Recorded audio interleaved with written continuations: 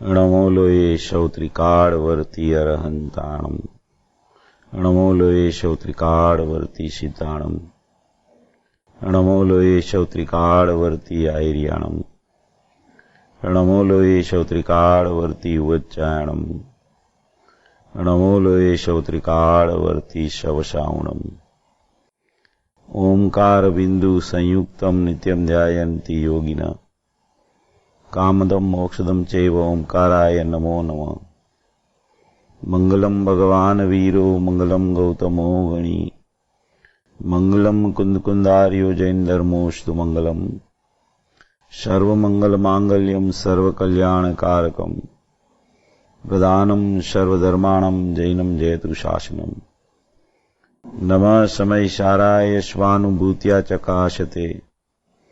चित स्वभावाय भावाय सर्वभावांतरच्छिदे. एगो में शाश्वतोपा ज्ञान दर्शन लखणो.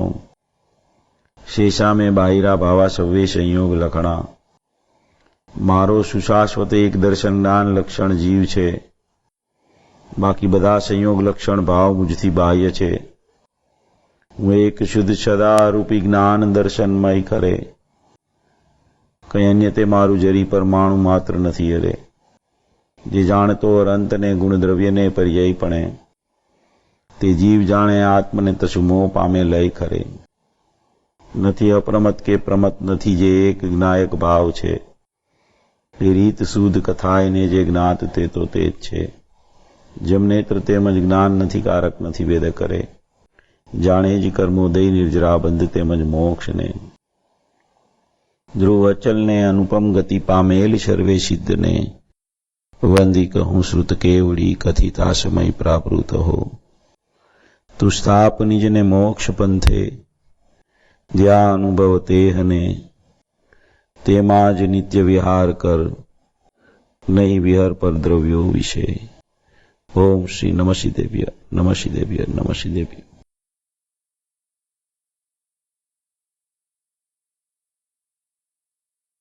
આપણો સ્વાધ્યાય 2 દિવસથી સમયસારજી પરમાગમની 17-18 ગાથા ઉપર આપણી ચર્ચા ચાલે છે. 17-18 ગાથાનો જે વિષય છે, આચાર્ય ભગવાને જે 17-18 ગાથામાં નિરૂપણ કરેલું છે, એમાં મુખ્ય 2 વાતથી નિરૂપણ આવે છે.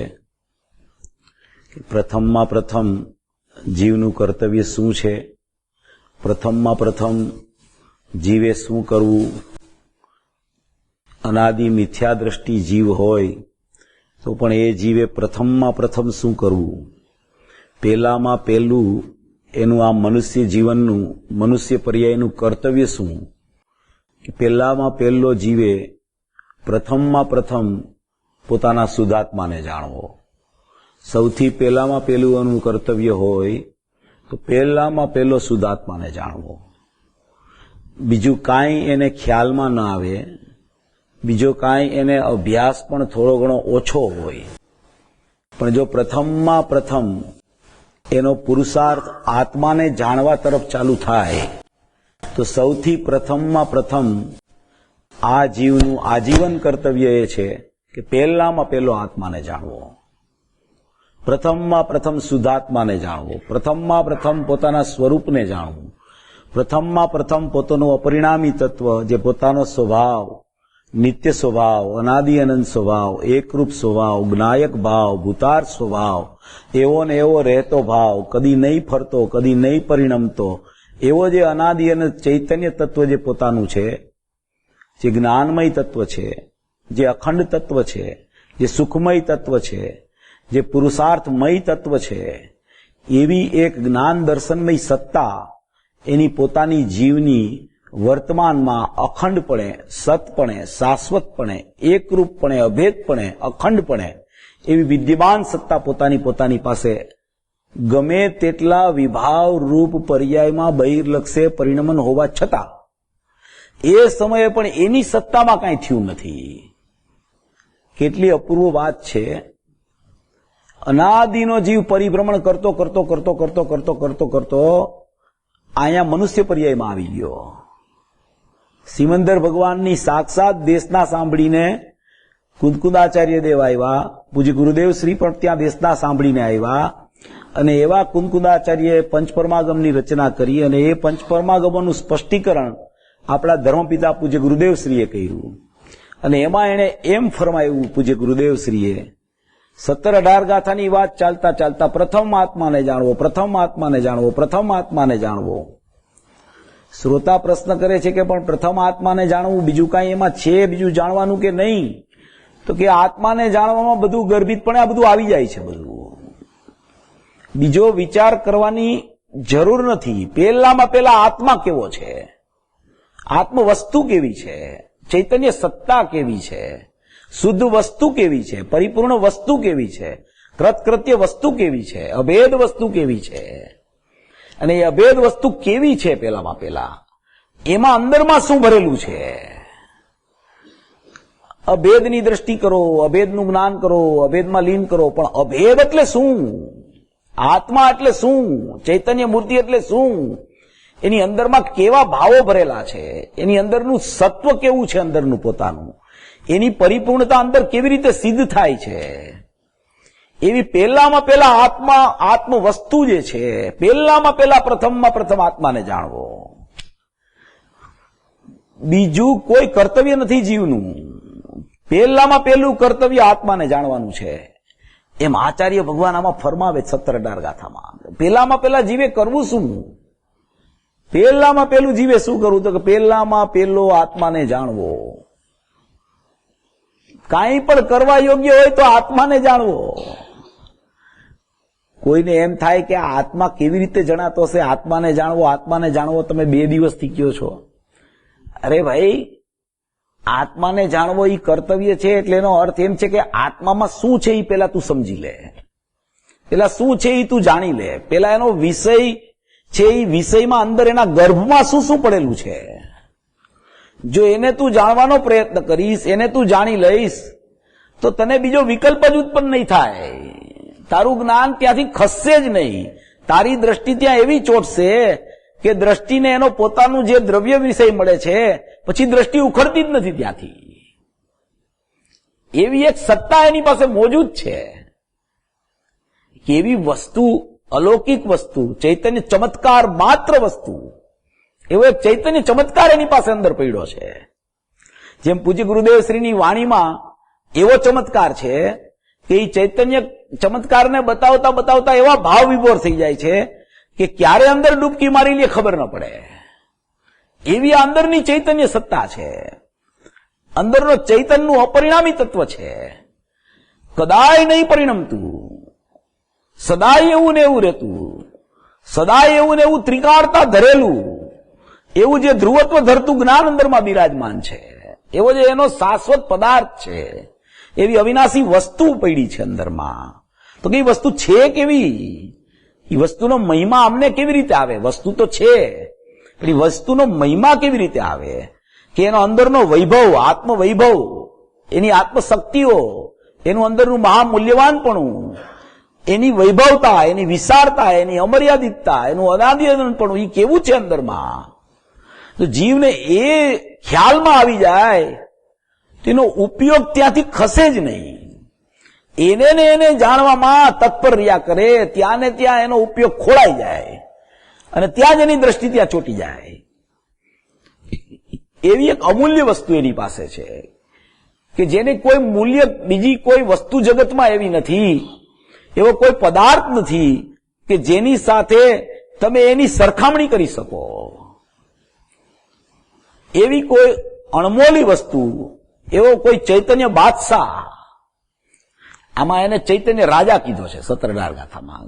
કે આત્મા કેવો તો કે ચૈતન્ય રાજા છે, એ ચેતનાથી ભરેલો રાજા છે. રાજા જેમ ધનનો અર્થી પુરુષ સૌથી પહેલામાં પહેલા રાજાની શોધખોળ કરે, એમ આ અંદરમાં ચૈતન્ય રાજા છે, એ બાદશાહ છે. ગુરુદેવ કહે છે ને કે સાધુ, સંત, મુનિરાજ, બાદશાહ તે જગતથી આઘા. એવો આ બાદશાહ ચૈતન્ય પરમાત્મા છે. એની બાદશાહીને એની અમીરી એવી છે કે એમાં એવું સત્વ પડેલું છે એનું કે એ સત્વનો જ્યાં વિચાર કરવા માંડે જીવ, ત્યાં વિચાર રૂપી વિકલ્પો વિરામ પામી જાય છે.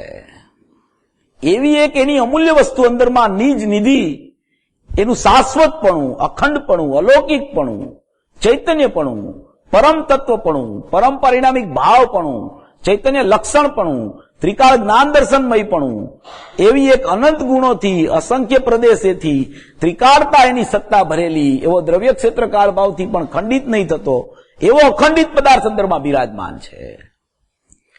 એની ચર્ચા આપણી ચાલે છે. એ ચર્ચામાં વસ્તુ આખી એવી છે કે વસ્તુ પેલા તો અખંડ છે ને અભેદ છે, શાશ્વત છે, એકરૂપ છે, નિત્ય છે. પણ એ નિત્ય વસ્તુમાં અંદરમાં શું ભરેલું છે? એ નિત્ય વસ્તુની પરિપૂર્ણતા કેવી રીતે છે? એ નિત્ય વસ્તુની શાશ્વતતા અંદરમાં શું શું વસ્તુ પડેલી છે એનાથી પરિપૂર્ણતા એની સિદ્ધ થાય છે. પેલામાં પેલા એનો ખ્યાલ જીવને હોવો જોઈએ.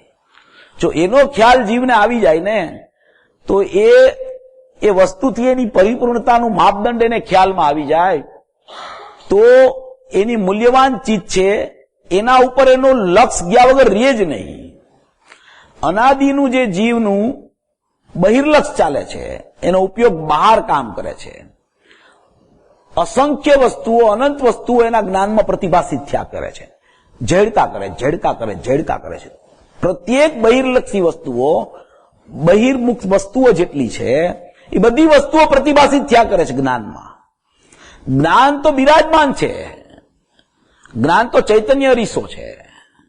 એ તો જ્ઞાન જેમ છે તેમ જોવે છે, એ જાણનાર છે. માત્ર જેવી વસ્તુઓ અહીંયા પ્રતિભાસિત થાય છે એમાં જેટલી વસ્તુઓ પ્રતિભાસિત થાય છે એમાં જે વસ્તુઓ ઉપર ઉપયોગ કામ કરે છે, જે બહિર વસ્તુ ઉપર ઉપયોગ કામ કરે છે, વસ્તુ તો અસંખ્ય પ્રતિભાસિત થાય છે, અનંત પ્રતિભાસિત થાય છે, પણ એનો ઉપયોગ કોઈ એક વસ્તુ ઉપર ચાલ્યો જાય છે, બહારની કોઈ એક વસ્તુ ઉપર.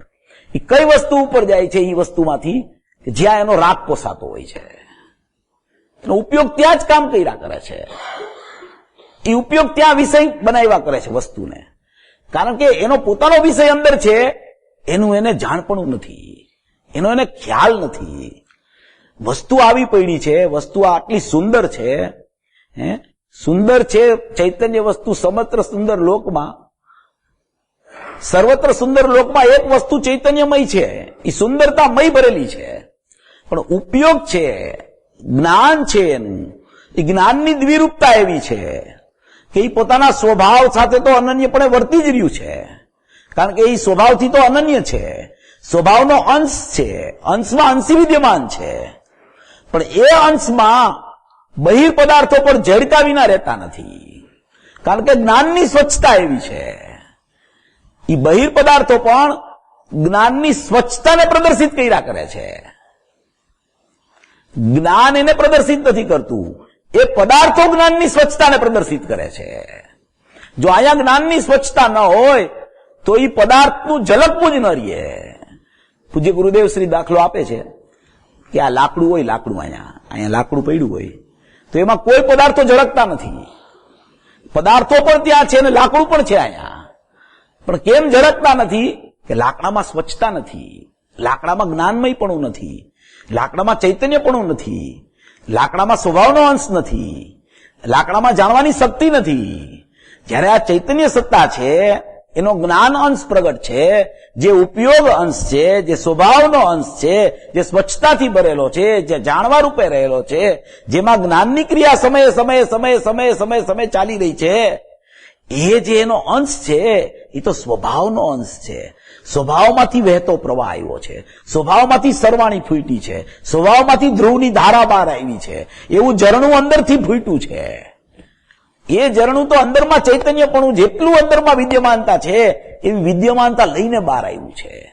વિદ્યમાનતા લઈને બહાર આવ્યું છે એનું સ્વચ્છત્વ છે. તો એનું પોતાની સ્વચ્છતાને કારણે અનંત જ્ઞેયો ઝડકા કરે છે. અને જ્યાં જ્ઞેયો ઝડકે છે ત્યાં અહીંયા જ્ઞાન જ્ઞેયાકાર બને છે. હવે એ બધી પ્રવૃત્તિમાં એનું જ્ઞાન મશગુલ થઈ જાય છે.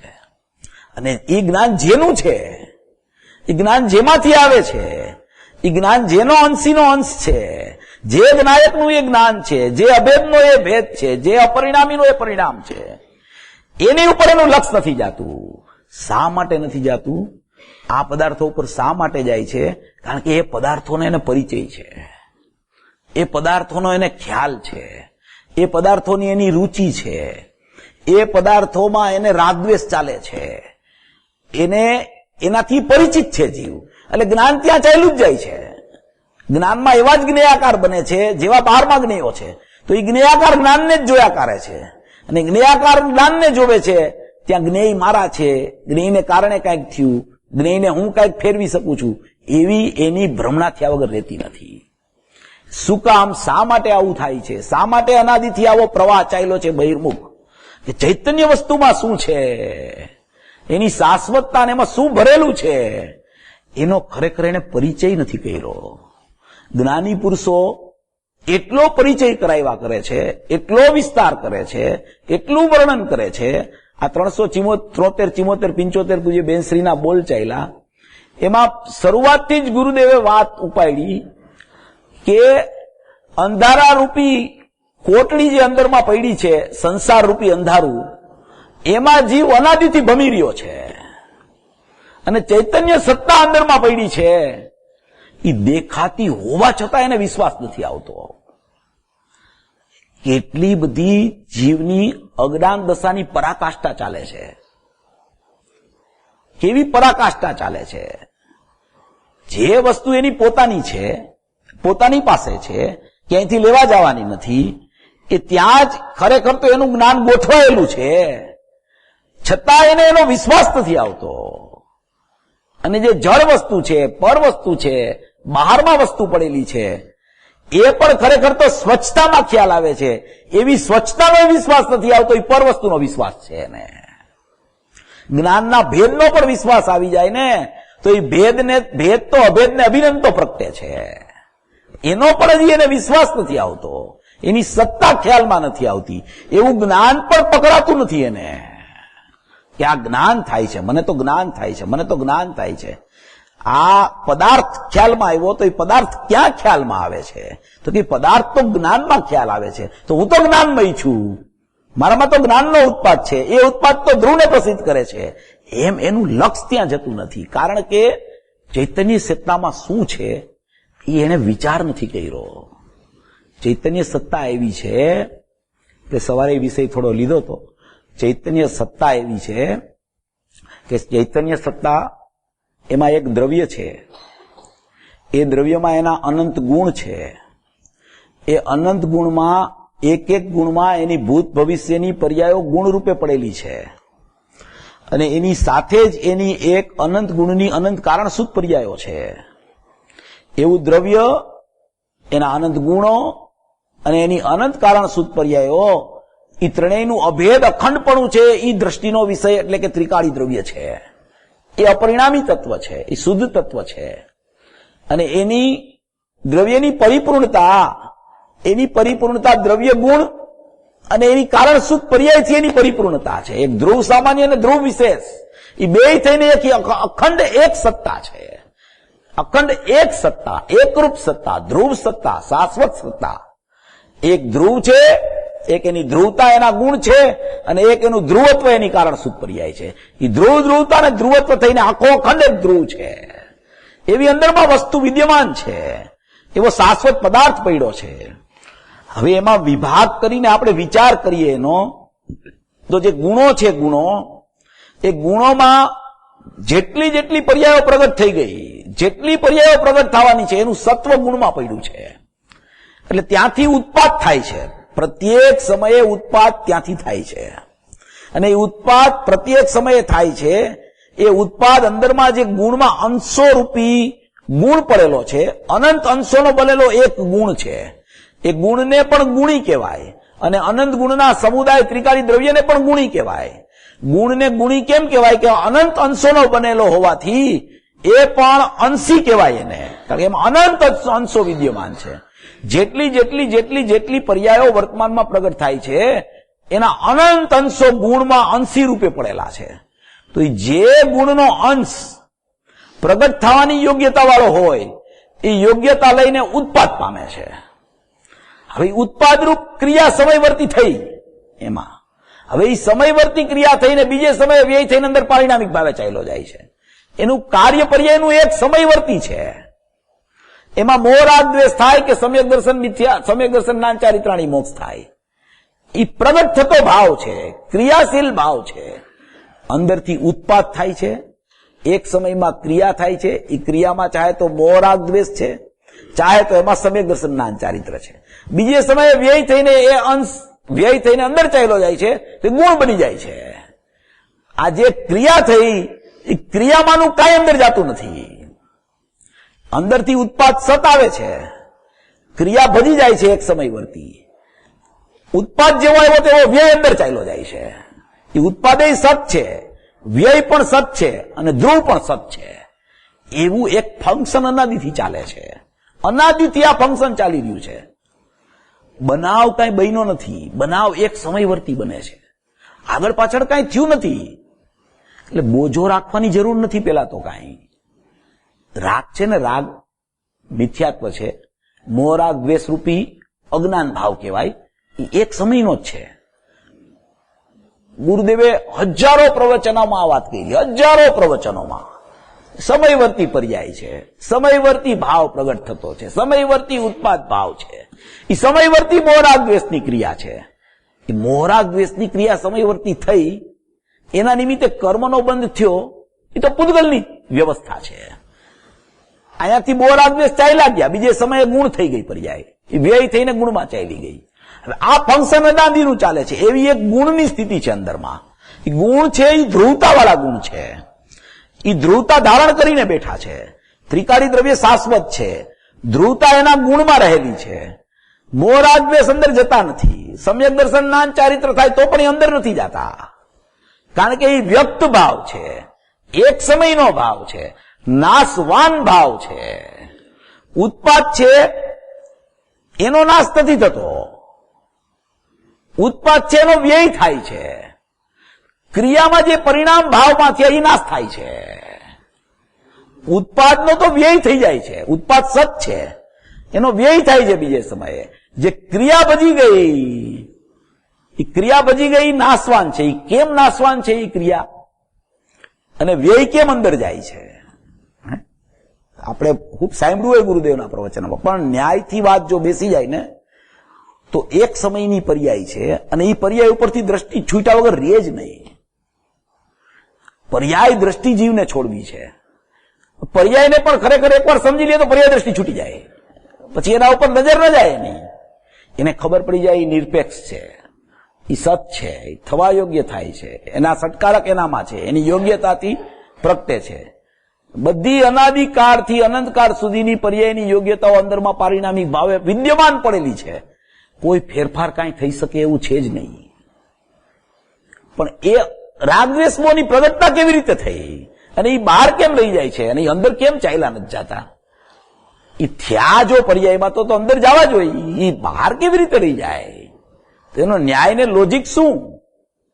તો ગુરુદેવ એનો ન્યાય ને લોજિક આપે છે કે અશુદ્ધતા છે ને, અશુદ્ધતા, કોઈ પણ અશુદ્ધતા પ્રગટ થાય વર્તમાન પર્યાયમાં તો એ દ્રવ્યમાંથી તો અશુદ્ધતા આવતી નથી, કારણ કે દ્રવ્ય તો શુદ્ધ છે. જો એમાંથી અશુદ્ધતા આવે તો કોઈ જીવ સમ્યક દર્શન પામી ન શકે, કોઈ પામી ન શકે. તો અશુદ્ધતા જ આવ્યા કરે, અશુદ્ધતા જ આવ્યા કરે, અશુદ્ધતા જ આવ્યા કરે. હવે દ્રવ્યમાંથી શુદ્ધતા જો આવતી હોય તો કોઈ જીવ મિથ્યા દ્રષ્ટિ ન હોય. જો દ્રવ્યમાંથી અશુદ્ધતા આવે તો કોઈ જીવ કોઈ દિવસ સમ્યક દ્રષ્ટિ ન થઈ શકે, અને દ્રવ્યમાંથી જો શુદ્ધતા આવતી હોય તો કોઈ જીવ મિથ્યા દ્રષ્ટિ જ ન હોય જગતમાં, તો દરેક સમ્યક દ્રષ્ટિ થઈ જાય.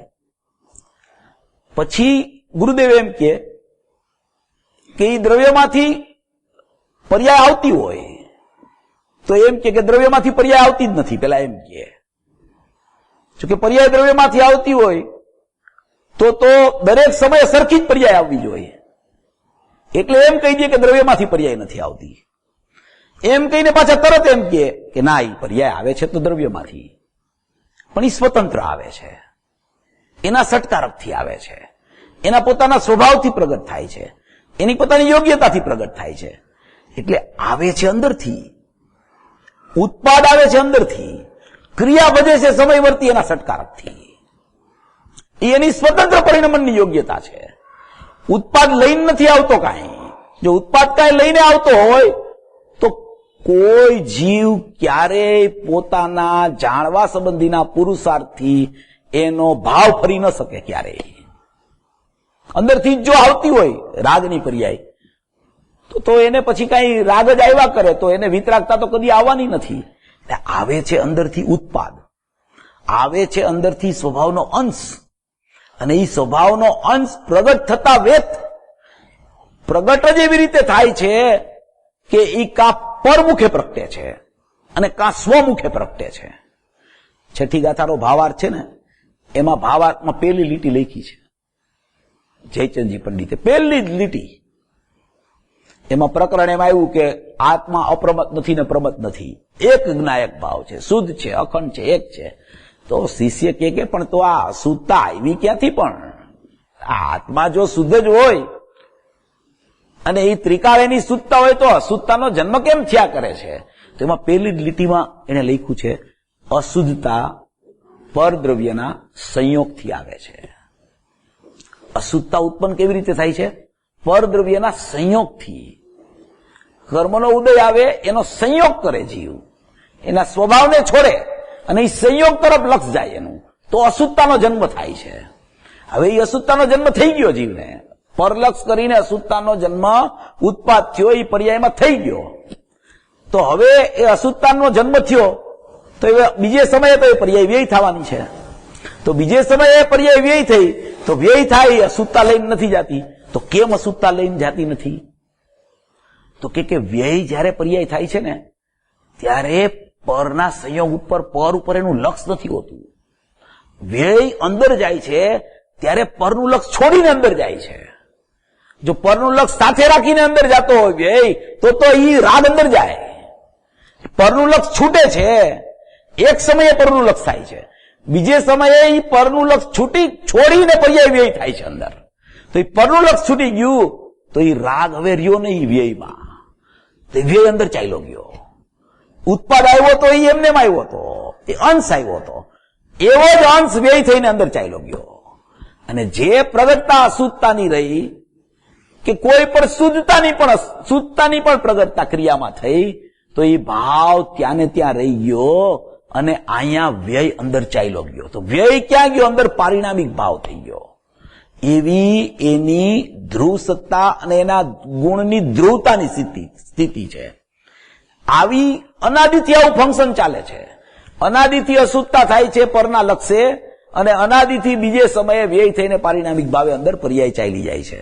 હવે અંદર ગુણરૂપ થઈ ગઈ છે. પર્યાય એક સમયની જ છે, આગળ પાછળ કાંઈ થયું જ નથી જીવને કોઈને.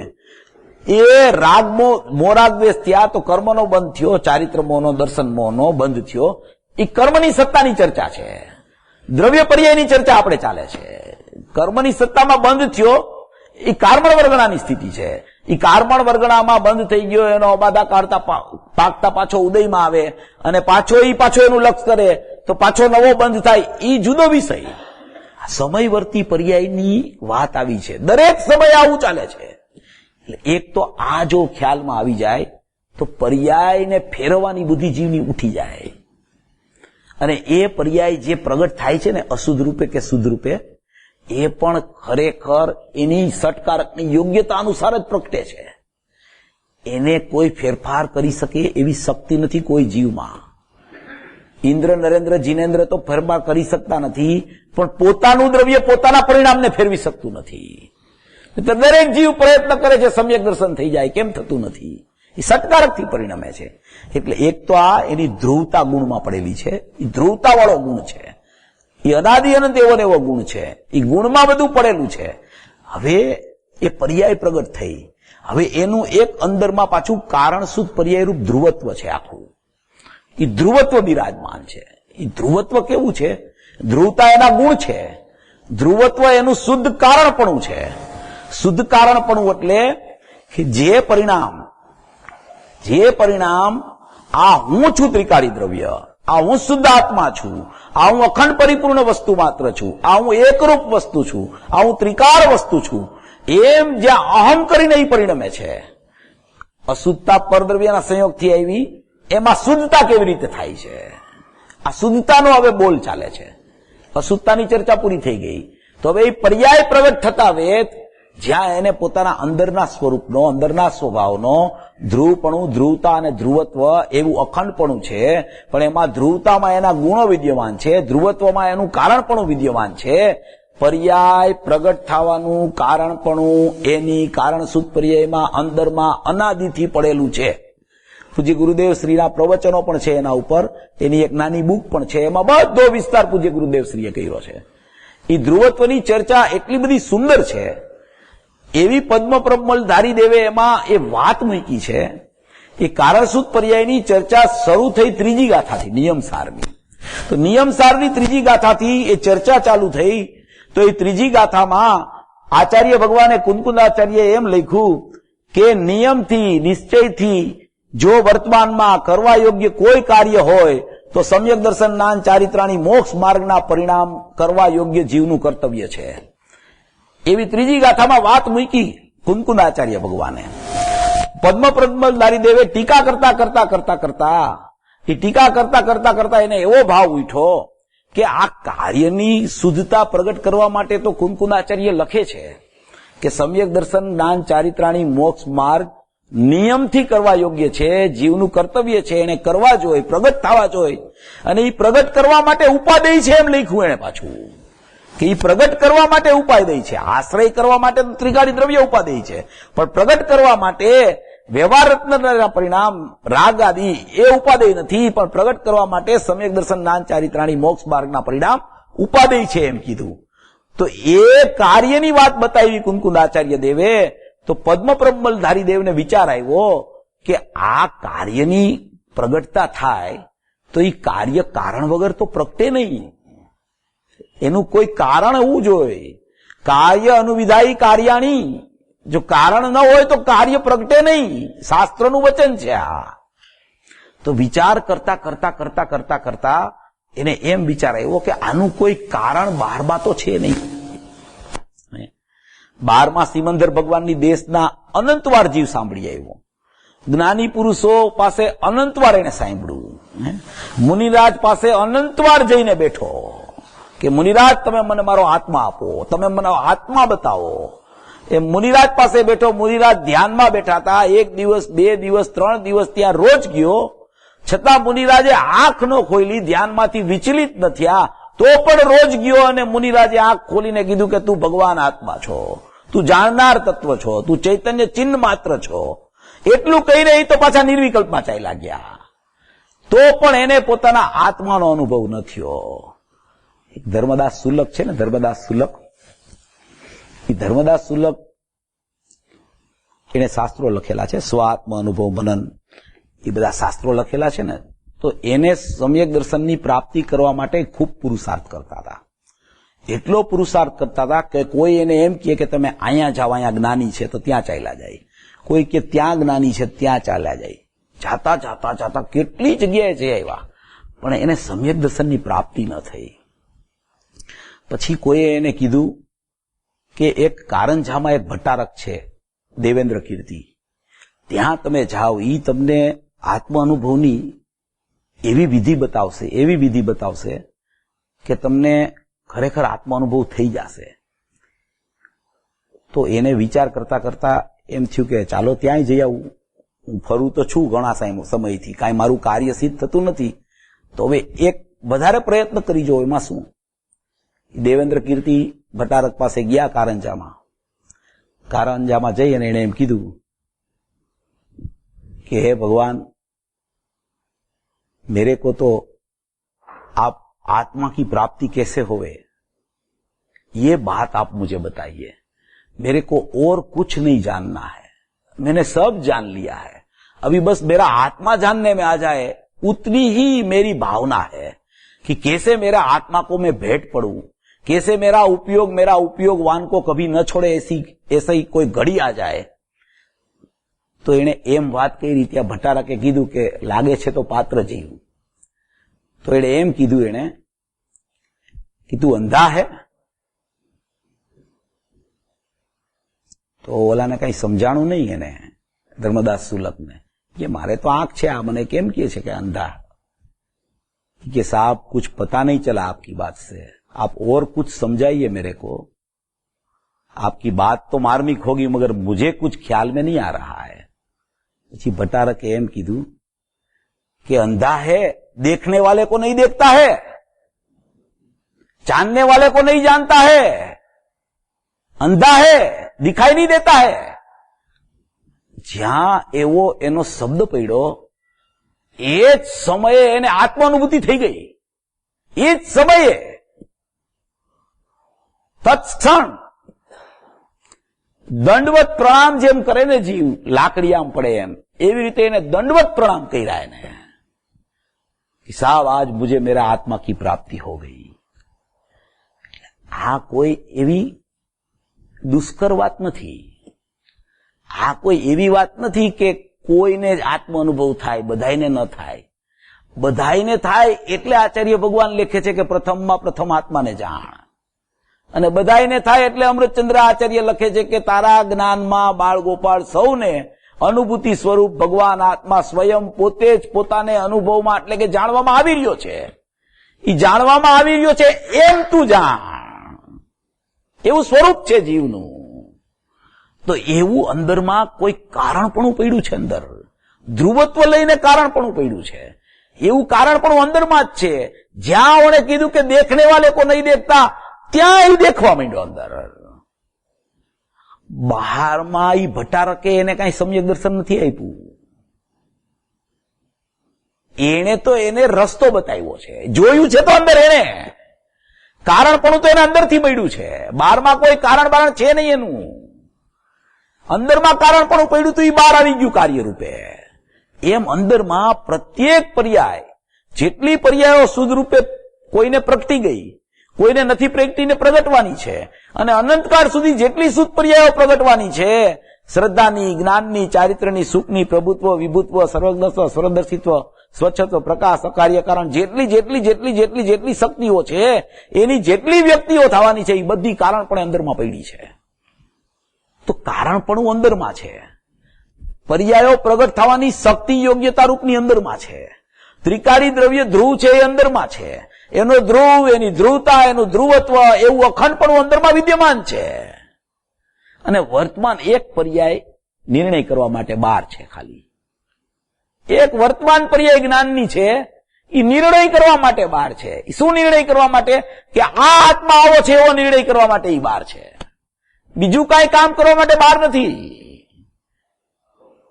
એવો નિર્ણય જો જીવને આવે, એવો ખ્યાલ જીવને આવી જાય કે આત્મા આવો છે, એની ત્રિકાળતા આવી છે, એનું અંદરનું સત્વ આવું છે, એનું અંદરનું અપરિણામીપણું આવું છે, અંદર જાગતો જીવ બિરાજમાન છે, એ જાગતો દેવ આવો છે। અંદરમાં ધ્રુવના નૂરનું, ચૈતન્યના નૂરનું પૂર અંદર વહેતું પૂર, વહેતું પૂર, વહેતું પૂર ધ્રુવ, ધ્રુવતા ને ધ્રુવત્વથી ચાલી રહ્યું છે। એવો ધ્રુવ પ્રવાહ અંદરમાં ચાલે છે, જાગતો જીવ અંદરમાં ઉભો છે, ઈ ધબકતું જીવન અંદરમાં ચાલી રહ્યું છે। એવો એક જાણનારનો પ્રવાહ, દેખનારનો પ્રવાહ, ધ્રુવ પ્રવાહ, ધ્રુવ પ્રવાહ, ધ્રુવ પ્રવાહ, એવું અંદરમાં શાશ્વતપણું પ્રવાહ રૂપે વહેતું વહેતું વહેતું વહેતું ચાલે જ છે, ચાલે જ છે, ચાલે જ છે। એવું કોઈ પૂર છે ચૈતન્યનું નૂરનું પૂર। આજે ગુરુદેવે કીધું ચૈતન્યના નૂરનું પૂર અંદર ચાલી રહ્યું છે। ઈ નૂરનું પૂર શું છે કે ધ્રુવ પ્રવાહ, ધ્રુવ પ્રવાહ, ધ્રુવ પ્રવાહ, ધ્રુવ પ્રવાહ। ઈ જાણનાર, જાણનાર, જાણનાર, દેખનાર, દેખનાર, દેખનાર, એમાં એનું જાણવું દેખવું પણ ત્રિકાળ જ્ઞાન ને ત્રિકાળ દર્શનમાં આખા ત્રિકાળી દ્રવ્યનું ધ્રુવપણું અને એની ધ્રુવતા, એ આખું શક્તિરૂપ પડ્યું છે। એને આ એનો ધ્રુવત્વ સ્વભાવ છે, એ વર્તમાનમાં નિરંતર નિષ્ક્રિયપણે જાણી રહ્યો છે। એવું ધ્રુવનું ચૈતન્યનું પૂર ચાલુ છે અંદરમાં, એવો અંદરનો વહેતો પ્રવાહ ચાલે છે અંદરમાં ધ્રુવનો। અંદર ધબકતું જીવન છે, એક શાશ્વત જીવન છે, અખંડ જીવન છે, એકરૂપ જીવન છે। એટલે બેનશ્રીએ કીધું કે જાગતો જીવ ઉભો છે, એ જાગૃત જીવ છે અંદરમાં। એવી ધબકતી ધારા વહે છે અંદરમાં। એ ધબકતી ધારા એવી છે કે એમાં ક્યારેય વિક્ષેપ નથી આવતો। નિરંતર નિરંતર નિરંતર વર્તમાન, નિરંતર વર્તમાન, નિરંતર વર્તમાન, નિરંતર વર્તમાન એવો શબ્દ ગુરુદેવે કીધો હમણાં નિયમસારની 38મી ગાથાના પ્રવચનમાં। નિરંતર વર્તમાન, નિરંતર વર્તમાન। તો કે નિરંતર વર્તમાન એટલે શું? તો કે નિરંતર વર્તમાન એનો મતલબ કે એનું જે ધ્રુવત્વપણું છે, એનું કારણસૂત પર્યાયપણું છે, એ નિરંતર છે અને એને ધ્રુવ વર્તમાન કહેવામાં આવે છે. ધ્રુવને ધ્રુવ સામાન્ય કહેવામાં આવે અને આની કારણસૂત પર્યાયને એનું ધ્રુવ વિશેષ એટલે વર્તમાન કહેવામાં આવે. એવું નિરંતર વર્તમાન છે. એવું એ બેયનું અખંડપણું અભેદ એ ખરેખર વાસ્તવિક દ્રષ્ટિનો વિષય એટલે કે એ હું છું. એનાથી મારી પરિપૂર્ણતા છે અંદરમાં. એટલે પર્યાયો પ્રગટ થાય છે અને એ ઉત્પાદ પ્રગટ થઈ અને અહીંયા અહમ કરે છે તો ત્યાં એનું કારણપણું પડ્યું છે. અહીંયા સટકારકથી પ્રગટ થવાની યોગ્યતા છે એ પ્રગટ થઈ અંશરૂપ પર્યાય અને અંશરૂપ પર્યાય પ્રગટ ઉત્પાદરૂપ થઈને એ સીધી ધ્રુવનું અવલંબન લઈને જ વ્યય પામે છે. એમ આમાં 17-18 ગાથામાં કહે છે. 17-18 ગાથામાં એમ કીધું છે કે કોઈ ઉત્પાદ પોતાના ધ્રુવને પ્રસિદ્ધ કર્યા વગર વ્યય જ પામતો નથી. દરેક જ્ઞાનનો ઉત્પાદ બાળગોપાળ સૌને અનુભૂતિ સ્વરૂપ ભગવાન આત્મા દરેકને અનુભવમાં એટલે જાણવામાં આવી રહ્યો છે. એ જાણવામાં આવી રહ્યો છે, એ વર્તમાન પર્યાયમાં જાણવામાં આવી રહ્યો છે અને એ જાણવામાં આવે અને એ વ્યય થાય, જાણવામાં આવે અને વ્યય થાય. બસ એ માને એટલી વાર છે. એ માનશે ક્યારે કે આવું અંદરનું સ્વરૂપ એને ખ્યાલમાં આવી જશે તો એનો ઉપયોગ છે ને ત્યાં જ રહીમાં કરશે, ત્યાં જ વારંવાર એનો ઉપયોગ જશે, ત્યાં જ વારંવાર એને જવાનું મન થશે. જેમ ગુરુદેવ એક દ્રષ્ટાંત આપે છે કે દરિયો હોય ને, દરિયો એમાં વહાણ ચાલતું હોય, વહાણ એ વહાણ ચાલતું ચાલતું ચાલતું ચાલતું આગળ જાતું હોય. પછી કોઈ ચાતક પક્ષી હોય ને એ વહાણની ઉપર બેસી જાય.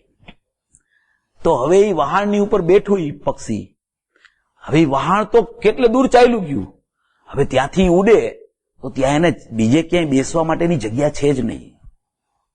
એને બેસવા માટેની જગ્યા એ વહાણ ઉપર જ છે. એ ઉડે ને પાછું ફરીને ત્યાં આવી જાય, એ ઉડીને પાછું ફરીને ત્યાં આવી જાય. કે એનું ગંતવ્ય સ્થાન જ ઈ છે. એ ત્યાંથી ક્યાંય પણ ફરવા જાય ને તો તરત પાછું ત્યાં આવી બેસી જાય. એમ ગમે તેટલો આવું સમ્યક દર્શન થયા પછી વિકલ્પ આવે તો એ વિકલ્પથી વ્યાવૃત થઈને પાછો નિર્વિકલ્પમાં આવી જાય, વિકલ્પથી વ્યાવૃત થઈને પાછો નિર્વિકલ્પમાં આવી જાય. એવી આ વસ્તુનું સ્વરૂપ છે. પ્રત્યેક ઉત્પાદ, કોઈ પણ જ્ઞાનરૂપ ઉત્પાદ ક્યારેય પણ ધ્રુવને પ્રસિદ્ધ કર્યા વગર વ્યય નથી થતો. એ માનતો નથી, એ જુદો વિષય છે. એ માનતો નથી, એ માન્યતાનો તો દોષ ચાલે છે અનાદિથી. બાકી કાંઈ થયું નથી. જ્ઞાયકમાં કોઈ બનાવ બનતો નથી. જ્ઞાનની પર્યાયમાં જાણવા સિવાય કાંઈ બનતું નથી. જ્ઞાનની પર્યાય કોઈ દિવસ અજ્ઞાનરૂપ પરિણમી જ નથી. અનાદિથી કોઈ અજ્ઞાન નામની જગતમાં કોઈ વસ્તુ જ નથી. જ્ઞાન નામની વસ્તુ છે પણ અજ્ઞાન નામની કોઈ ચીજ નથી જગતમાં.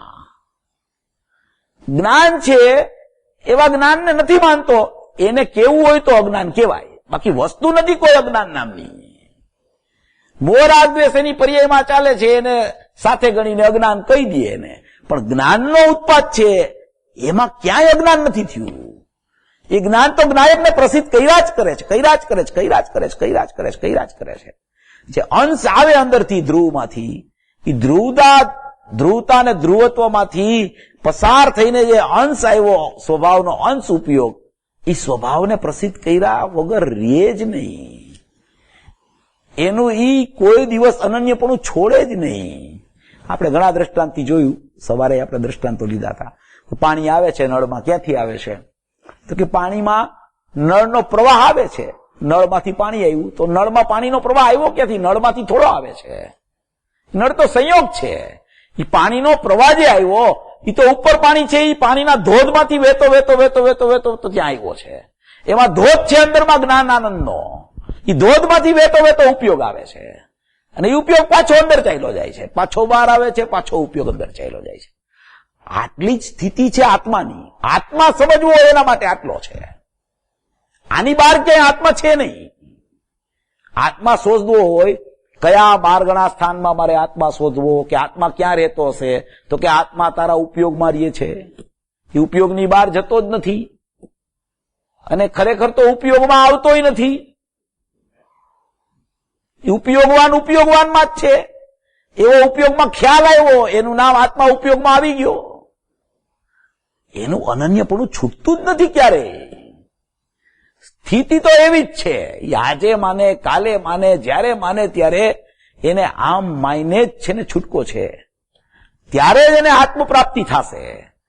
કોઈ બહારના પરિણામ ઉપર વધારે પડતી નજર રાખી અને એને દૂર કરવાનો પ્રયાસ કરવો, એને મંદ કરવાનો પ્રયાસ કરવો, એને છોડવાનો પ્રયાસ કરવો, ત્યાગનો પ્રયાસ કરવો, એવું જીવનું કર્તવ્ય છે જ નહીં ખરેખર. જે વસ્તુ ગ્રહણ જ થઈ નથી એનો ત્યાગ શું કરે જીવ? ગ્રહણ ત્યાગથી શૂન્ય છે જીવ. જ્ઞાન બહારના ગ્રહણ ત્યાગથી શૂન્ય અનાદિ અનંત છે. અને જ્ઞાને કોઈ દિવસ જ્ઞાયકનું ગ્રહણ છોડ્યું જ નથી. એટલે એનો ત્યાગ કદી થઈ શકતો નથી. એવું સ્વરૂપ બચી ગયું છે, એવો સ્વભાવ બચી ગયો છે, એવી વિદ્યમાનતા રહી ગઈ છે જીવ પાસે. એવો વિશ્વાસ જો એને આવી જાય. ગુરુદેવ તો કાયમ આ જ વાત કર્યા કરે છે. જો તમે ખરેખર એને સાંભળો વ્યવસ્થિત, ગુરુદેવને સૂક્ષ્મતાથી આ વાત સાંભળીને એનો વિચાર કરો ગુરુદેવની ટેપમાં, આ જ વાત કર્યા કરે છે ગુરુદેવ. હજારો ટેપ તમે સાંભળી લેજો. બધી વાત કરશે, મોહરાગ દ્વેષની વાત કરશે, પર્યાયનું જ્ઞાન કરાવશે, બધી વાત કરશે. અને એ કરતા કરતા આ વાતની મુખ્યતાથી બધી વાત કરશે. આ વાતને કદી છોડશે નહીં. તારો જ્ઞાયક ભાવ આવો છે, અનુભૂતિ સ્વરૂપ ભગવાન આત્મા અનુભવમાં આવી રહ્યો છે, એની શ્રદ્ધા કર, એનું જ્ઞાન કર, એની લીનતા કર. અહીંયા તો સીધું જ્ઞાનથી જ ઉપાડ્યું છે. જેને આવું જ્ઞાન થાય એને શ્રદ્ધાને આચરણ તો સ્વયં થઈ જાય છે. એને કાંઈ પુરુષાર્થ નથી કરવો પડતો પછી. એટલે પેલામાં પેલી આવી સમજણ કરવાની છે કે આત્મા અંદરમાં કેવો છે, એનું શાશ્વતપણું અંદરમાં કેવું પડ્યું છે, એનું ધ્રુવતા અને ધ્રુવત્વ કેવું પડ્યું છે, એ સાથે ત્રણેય સાથે એનું અખંડપણું કેવી રીતે પડ્યું છે, એ કેવી રીતે દ્રષ્ટિનો વિષય શુદ્ધ બને છે. એવો જ્યાં ખ્યાલમાં આવે છે ત્યાં જ જ્ઞાન એને ક્યારેય છોડતું જ નથી. એવી જ્ઞાનની સત્તાની વ્યવસ્થા પણ એવી છે, એ અંશની વ્યવસ્થા પણ એવી છે કે અંશીથી દૂર જતું જ નથી ક્યારેય. જેમ દ્રષ્ટાંત આવે ને શાસ્ત્રમાં આવે છે કે જેમ બાળક હોય, બાળક નાનું, તો એ બાળક એના મધર ગમે ત્યાં હોય, એની મમ્મી ગમે ત્યાં હોય, એ થોડોક આગો જાય ને તો પણ એની નજર ત્યાં હોય કે મમ્મી ક્યાંય દૂર તો નથી ચાલી ગઈ ને. એ તરત આમ જો પાછો આમ જોવા માંડે. એમાં જ્ઞાન છે ને એવું છે કે એને છોડતું જ નથી ક્યારેય. જ્ઞાયકને એને છોડી દે તો જ્ઞાન રહેતું નથી. જળ થઈ જાય જ્ઞાન જો જ્ઞાયક છૂટી જાય તો. એવી આ જ્ઞાનની વ્યવસ્થા છે. એ જ્ઞાનમાં પહેલામાં પહેલા આત્માને જાણવો. પ્રથમમાં પ્રથમ જીવનું કર્તવ્ય હોય તો પહેલામાં પહેલો પ્રથમમાં પ્રથમ આત્માને જાણવો. આત્માને જાણવો એટલે એમાં શું શું છે એ પેલા ભેદ કરીને જાણી લેવું. ભલે ભેદ થઈ જાય, એ ભેદ અભેદનો ભેદ છે. એમાં ભેદ થાય તો ગભરાવાની જરૂર નથી. એ ભેદમાં જાણવામાં આવશે ત્યાં જ અભેદ થઈ જશે. એવી કોઈ સ્થિતિ બચી ગઈ છે જીવની. એવી સ્થિતિ ખ્યાલમાં આવે છે તો એનું અહમ પોતાના શુદ્ધ સ્વભાવમાં થયા વગર રહેતું જ નથી. એવી કોઈ અપૂર્વ વાત, અપૂર્વ ચર્ચા આમાં 17-18 ગાથામાં આચાર્ય ભગવાને કરેલી છે. આ પેલો પેરેગ્રાફ તો આપણો એનો હતો, એ આપણે વાંચ્યો હતો. એમાં એક થોડીક વાત છે, 5-10 મિનિટ છે. કારણ કે સાધ્ય જે નિષ્કર્મ અવસ્થારૂપ અભેદ શુદ્ધ સ્વરૂપ, તેની સિદ્ધિની તે રીતે ઉત્પત્તિ છે, અન્યથા અનુત્પત્તિ છે. અર્થાત સાધ્યની સિદ્ધિ એ રીતે થાય છે, બીજી રીતે થતી નથી. નિષ્કર્મ અવસ્થારૂપ અભેદ શુદ્ધ સ્વરૂપ એવું સાધ્ય. એ સાધ્ય જે છે, કારણ કે સાધ્ય જે નિષ્કર્મ અવસ્થા, હવે સાધ્ય છે ને એ મોક્ષ છે, ધ્યેય છે ને એ ત્રિકાળી દ્રવ્ય છે, અને સાધન છે ને એ જ્ઞાન છે. ધ્યેય ત્રિકાળી દ્રવ્ય, આપણે ધ્યેય અખંડ લીધું, ધ્રુવ, ધ્રુવતા અને ધ્રુવત્વ. એ ધ્યેય, એ દ્રષ્ટિનો વિષય, એ અખંડ વસ્તુ, એને ધ્યેય કહેવાય. હવે એનું સાધન શું? તો કે એનું સાધન જ્ઞાન. કરણ એટલે સાધન. કર્તા, કરમ, કરણ, સંપ્રદાન, અપાદાન, અધિકરણ, એવા 6 કારક આવે ને. એ 6 કારક અંદર શક્તિ રૂપે પણ હોય, અને વર્તમાનમાં એ 6 કારક પર્યાયમાં પ્રગટ રૂપે પણ હોય. પર્યાયમાં પ્રગટ રૂપે કારક હોય એ એના સટકારકથી પ્રગટ ક્રિયાશીલ હોય, અને અંદરમાં 6 કારક હોય, કર્તા કર્મ કરણ સંપ્રદાન અપદાન અધિકરણ, ઈ એના પોતાના સ્વભાવથી શુદ્ધ રૂપે નિષ્ક્રિય કારક હોય. આ નિષ્ક્રિય કારક છે એને ને સક્રિય કારકને બિલકુલ સંબંધ નથી. ઓલા સટકારકથી સક્રિય કારકો પરિણમે છે, આ નિષ્ક્રિય કારકો પોતાના ધ્રુવમાં ધ્રુવત્વ લઈને બેઠેલા છે. તો એમાંથી જે પરિણમન થયું, એ જે ઉત્પાદ આવ્યો, તો એ જ્ઞાન પ્રગટ થયું. એ જ્ઞાનને સાધન કહેવામાં આવે. ત્રિકાળી દ્રવ્યને ધ્યેય કહેવામાં આવે, જ્ઞાનને સાધન કહેવામાં આવે. અને સાધન જ્યારે ત્રિકાળી દ્રવ્ય ધ્યેયનું લક્ષ કરી અને પરિપૂર્ણપણે પ્રગટી જાય ત્યારે એને સાધ્ય કહેવામાં આવે. અને એ સાધ્ય છે એ કેવું હોય તો કે સિદ્ધ દશાનું નામ સાધ્ય છે, મોક્ષ દશાનું નામ સાધ્ય છે. તો એ સાધ્ય છે એ કેવું છે કે એ અભેદ શુદ્ધ સ્વરૂપ નિષ્કર્મ અવસ્થા છે. એ નિષ્કર્મ એટલે હવે ત્યાં કોઈ કર્મ નથી, 8 કર્મનો અભાવ થઈ ગયો છે. કેવળ જ્ઞાન થતા 4 ઘાતી કર્મ ચાલ્યા જાય અને સિદ્ધ દશા થતા 8 કર્મ એટલે કે 4 અઘાત્યા કર્મ હોય એ પણ સિદ્ધ દશા થતા ચાલ્યા જાય. એટલે સિદ્ધ દશા થતા સાધ્ય જે નિષ્કર્મ અવસ્થા રૂપ અભેદ શુદ્ધ સ્વરૂપ, તેની સિદ્ધિની એ રીતે ઉત્પત્તિ છે. એની સિદ્ધિની એ રીતે ઉત્પત્તિ છે એટલે કેવી રીતે કે આ ઉપર જે ચર્ચા આવી કે મોક્ષાર્થી પુરુષે પ્રથમમાં પ્રથમ આત્માને જાણવો, પછી તેનું જ શ્રદ્ધાન કરવું, પછી તેનું જ અનુચરણ કરવું, એવો જે ભાવ જે જીવને પ્રગટ થાય એને એ સાધનમાં ધ્યેય દ્રષ્ટિમાં આવે, એ સાધનમાં જ્ઞાનમાં પણ ધ્યેય લક્ષમાં આવે અને ચારિત્રમાં રમણતામાં પણ ધ્યેય લક્ષમાં આવે. તો જ્ઞાન દર્શન ચારિત્રમાં જ્ઞાયક ભાવ ધ્યેય સ્વરૂપ લક્ષમાં આવતા એની પરિપૂર્ણતા સાધ્યરૂપ મોક્ષ અવસ્થા નિષ્કર્મ અવસ્થા પ્રગટ થઈ જાય. નિષ્કર્મ અવસ્થા એટલે સિદ્ધ દશા, ગુણસ્થાનાતીત થઈ જાય. 14 ગુણસ્થાન હતા એ બધા પર્યાય રૂપી ભાવ હતા. એ 14 ગુણસ્થાન છૂટી જાય અને લોકના અગ્રભાગે સિદ્ધ સ્વરૂપી ભગવાન આત્મા બિરાજમાન થઈ જાય. સિદ્ધ સ્વરૂપી ભગવાન આત્મા લોકના અગ્રભાગે બિરાજમાન જાય. સિદ્ધપણું તો અહીંયા આવે, એ જ સમયે અગ્રભાગે બિરાજમાન થઈ જાય લોકના અગ્રભાગે. એને એમ કહેવાય કે આ જીવ સિદ્ધ દશામાં લોકના અગ્રભાગે બિરાજમાન થઈ ગયો. 8 કર્મનો નાશ થઈ જાય, 8 કર્મનો નાશ થઈ જાય, સિદ્ધપણું આવી જાય. પછી પણ ઉત્પાદ વ્યય ચાલુ રહે. તો એ ઉત્પાદ વ્યય કેવા છે કે એ સ્વભાવરૂપ છે. તો અત્યારે ઉત્પાદ વ્યય કેવા છે? અત્યારે સ્વભાવરૂપ છે. નિગોદમાં કેવા છે? નિગોદમાં સ્વભાવરૂપ છે.